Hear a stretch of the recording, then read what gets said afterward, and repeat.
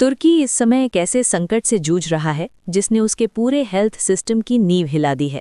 मामला किसी आर्थिक गिरावट या ऊर्जा संकट का नहीं, बल्कि दवाइयों और मेडिकल सप्लाई की भारी कमी का है। हालात इतने बिगड़ चुके हैं कि देश में ज़रूरी मेडिसिन्स तक की उपलब्धता पर सवाल उठने लगे हैं। तुर्की मेडिकल एसोसिएशन ने भी खुलकर चेतावनी दी है कि अगर यही स्थिति बनी रही तो देश का हेल्थ केयर सिस्टम पूरी तरह चरमरा सकता है। दरअसल इस संकट के संकेत पहले ही मिलने लगे थे। एक तरफ भारत के साथ बढ़ते तनाव और दूसरी ओर तुर्की पर बार बार लगते रहे गंभीर आरोपों ने स्थिति को और उलझा दिया। यही वजह है कि अब जो दवाइयों की कमी तुर्की में दिखाई दे रही है, उसके पीछे भारत का एक बड़ा और रणनीतिक फैसला माना जा रहा है। क्योंकि इस बार भारत ने एक साथ दो देशों को बड़ा झटका दिया है, एक तरफ तुर्की और दूसरी तरफ उसका करीबी सहयोगी पाकिस्तान। आपको जानकर हैरानी होगी कि तुर्की लंबे समय से भारतीय फार्मास्यूटिकल प्रोडक्ट्स का एक बड़ा आयातक रहा है। हर साल भारत से करोड़ों डॉलर की जेनेरिक दवाइयां तुर्की पहुंचती रही हैं, जिन पर वहां का मेडिकल सिस्टम काफ़ी हद तक निर्भर करता है। लेकिन अब भारत ने इन अहम दवाइयों की सप्लाई को रोककर एक बड़ा फैसला लिया है और यही शिपमेंट अब अफगानिस्तान की ओर भेजी जा रही हैं।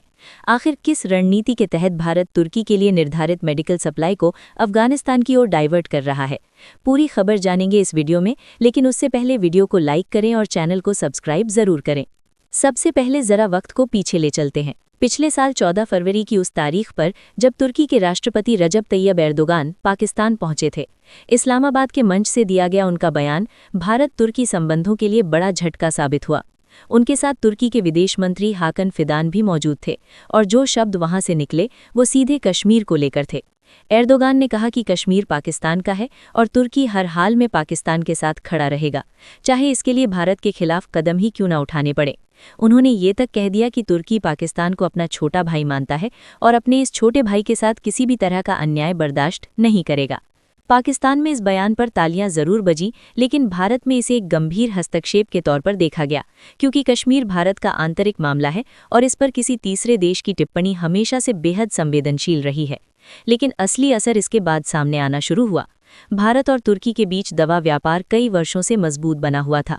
आंकड़ों पर नजर डालें तो 2022-23 के वित्तीय वर्ष में भारत ने तुर्की को करीब 138 मिलियन डॉलर की मेडिसिन सप्लाई की थी। इसके बाद 2023 में लगभग 18% की गिरावट दर्ज की गई और ये आंकड़ा घटकर 112 मिलियन डॉलर तक पहुंच गया। 2024 के वित्तीय वर्ष में भी करीब 12% की और कमी आई, जिससे भारत से तुर्की को होने वाला दवाइयों का निर्यात गिरकर लगभग 98 मिलियन डॉलर रह गया। हालांकि 2025-26 के वित्तीय वर्ष का आधिकारिक डेटा अभी सामने नहीं आया है, लेकिन जिस तरह भारत ने इस बार तुर्की के लिए निर्धारित जेनेरिक मेडिसिन्स के एक्सपोर्ट को अफगानिस्तान और अन्य देशों की ओर डाइवर्ट किया है, उससे ये साफ संकेत मिल रहे हैं कि इस बार तुर्की को जाने वाली सप्लाई बेहद सीमित रह सकती है, क्योंकि अब यही अहम दवाइयां भारत अफगानिस्तान जैसे भरोसेमंद देशों की ओर भेज रहा है।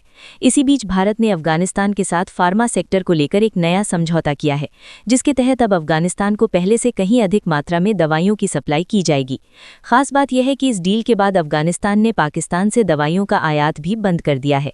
वहीं अगर कोई ये मान रहा है कि तुर्की में मेडिकल सप्लाई घटाने से भारत के कुल एक्सपोर्ट पर असर पड़ेगा, तो ये एक बड़ी गलतफहमी साबित हो सकती है। दरअसल अफगानिस्तान के अलावा भी भारत के पास कई बड़े विकल्प मौजूद हैं। ब्राज़ील और नाइजीरिया लंबे समय से भारत से दवाइयों की सप्लाई बढ़ाने की मांग कर रहे थे। अब सामने आ रही रिपोर्ट्स के मुताबिक भारत ने इन दोनों देशों के लिए अपने फार्मा एक्सपोर्ट को तेज़ी से विस्तार देना शुरू कर दिया है।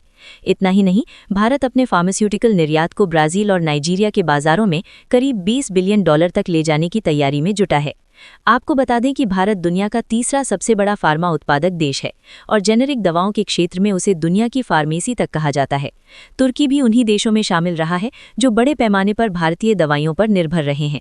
हर साल भारत तुर्की को एंटीबायोटिक्स, संक्रमण रोधी दवाएं, इंजेक्शन, विटामिन, हार्मोन आधारित मेडिसिन और यहां तक कि कैंसर उपचार से जुड़ी दवाइयां भी निर्यात करता रहा है। भारतीय दवाइयों की सबसे बड़ी खासियत उनकी किफ़ायती कीमत और अंतर्राष्ट्रीय स्तर की गुणवत्ता रही है। लेकिन एर्दोगान की उस बयान के बाद हालात बदलते हुए दिखाई देने लगे। खबरों के अनुसार भारत से दवा आपूर्ति की रफ्तार में अचानक कमी आई। बीते कुछ महीनों में तुर्की के लिए जेनेरिक मेडिसिन की शिपमेंट में तेज गिरावट दर्ज की गई, जिसके चलते वहां के अस्पतालों में दवाओं की कमी की चर्चा तेज हो गई। हालांकि फिलहाल तुर्की यूरोप के कुछ देशों से दवाइयां खरीदकर स्थिति संभालने की कोशिश कर रहा है, लेकिन वहां से मिलने वाली मेडिसिन भारतीय दवाइयों के मुकाबले काफी महंगी साबित हो रही हैं। इसका सीधा असर अब तुर्की की स्वास्थ्य व्यवस्था और आम नागरिकों की जेब पर पड़ता नजर आ रहा है। तुर्की की अर्थव्यवस्था पहले से ही महंगाई और मुद्रा संकट की मार झेल रही है। ऐसे में महंगी होती दवाएं अब एक नए बोझ के रूप में सामने आ रही हैं। क्या उस बयान के बाद अब तुर्की को अपने रुख पर पछतावा हो रहा होगा? चूंकि अंतर्राष्ट्रीय कूटनीति में शब्दों की कीमत बेहद भारी होती है, एक बयान वर्षों पुराने रिश्तों को पीछे धकेल सकता है। भारत ने इस पूरे घटनाक्रम पर सार्वजनिक तौर पर ज्यादा प्रतिक्रिया नहीं दी, लेकिन कई बार चुप्पी भी एक सशक्त संकेत होती है। आज तुर्की को भारत की जरूरत इसलिए भी महसूस हो रही है क्योंकि स्वास्थ्य क्षेत्र में भारत सिर्फ एक सप्लायर नहीं बल्कि एक भरोसेमंद साझेदार की भूमिका निभाता रहा है। लेकिन रिश्ते भरोसे पर टिके होते हैं, और जब वही भरोसा कमजोर पड़ता है तो व्यापारिक समीकरण भी बदलने लगते हैं। इस वक्त तुर्की में हालात ऐसे हो चुके हैं कि दवाइयों की कमी अब छुपाई नहीं छुप रही। फार्मेसियों में जरूरी जेनेरिक मेडिसिन तेजी से आउट ऑफ स्टॉक हो रही हैं। कई शहरों में मरीजों को एक ही दवा के लिए कई मेडिकल स्टोर्स के चक्कर लगाने पड़ रहे हैं। अस्पतालों पर दबाव बढ़ता जा रहा है क्योंकि सस्ती दवाइयों की जगह अब महंगे विकल्प अपनाने पड़ रहे हैं। यानी स्थिति धीरे धीरे एक गंभीर मेडिसिन क्राइसिस का रूप लेती जा रही है, और अगर सप्लाई लाइन जल्द स्थिर नहीं हुई तो ये संकट और गहरा सकता है। अब सवाल यह है कि तुर्की के पास विकल्प कितने हैं। पहला विकल्प यूरोप है, लेकिन वहां से आने वाली दवाइयां काफी महंगी साबित हो रही हैं, जिससे आम जनता पर सीधा आर्थिक दबाव बढ़ रहा है। दूसरा विकल्प पाकिस्तान का नाम आता है, लेकिन पाकिस्तान खुद आर्थिक संकट, विदेशी मुद्रा की कमी और सीमित फार्मा उत्पादन क्षमता से जूझ रहा है। वो ना तो भारत जितनी मात्रा में जेनेरिक दवाइयां तैयार कर सकता है और ना ही स्थिर सप्लाई देने की स्थिति में है। ऐसे में अगर किसी तरह की मदद मिल भी जाए तो वो सीमित, महंगी और अस्थायी ही होगी। यानी तुर्की के पास विकल्प तो मौजूद हैं, लेकिन सस्ते, मजबूत और भरोसेमंद विकल्प बेहद कम है, और यही इस पूरे संकट की असली जड़ बनता जा रहा है।